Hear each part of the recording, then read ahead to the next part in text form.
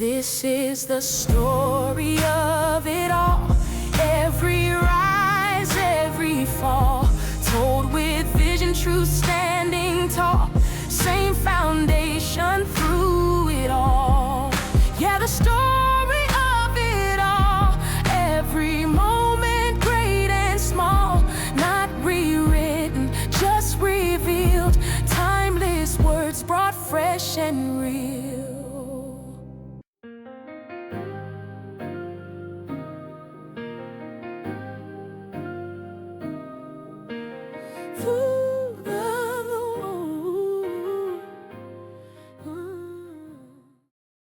In the book of Genesis, chapters 6 to 9, we find the story of Noah and the ark.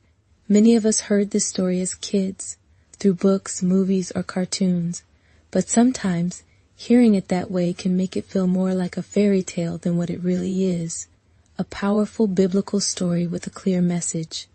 At its heart, this story teaches us one big lesson: obey God, even when it doesn't make sense. The Bible tells us that Noah was a good man who loved God, but the world around him, not so much. People were being cruel, doing wrong, and living however they wanted. It got so bad that God looked at the earth and felt deep sadness.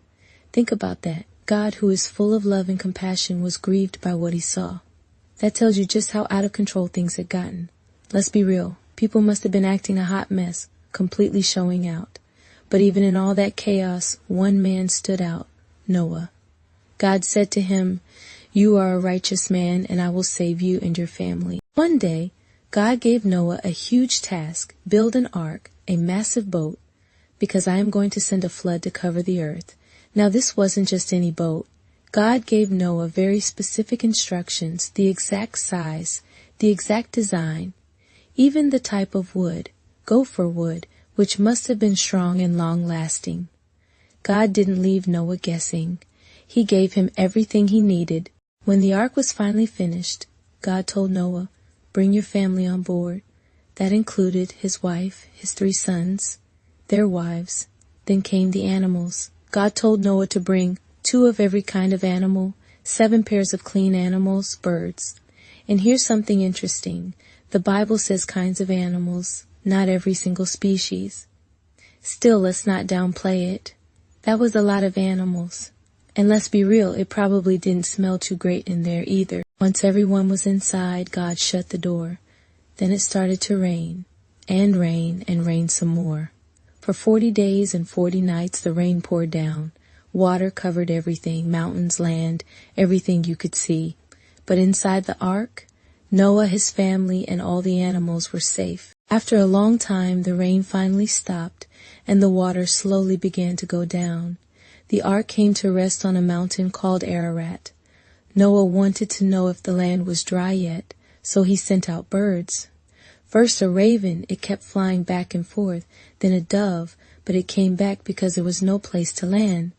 The second time, the dove returned with an olive leaf, which was a good sign. The third time, the dove didn't come back at all. That meant one thing: was time to leave. Yes, indeed.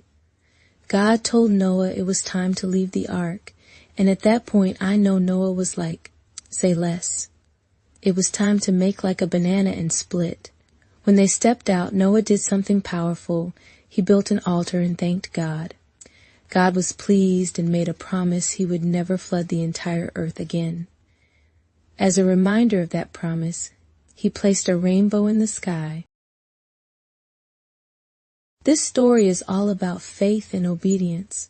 Noah trusted God and followed his instructions, even when it didn't make sense, even when it was hard, and God kept his promise. So what does that mean for us? When God is leading you to do something, it may not make sense, it may feel uncomfortable, you may even feel scared, but just like Noah, we are called to trust him anyway, because when we trust God, he takes care of us. Just clearing view, so every word can feel brand new. The beginning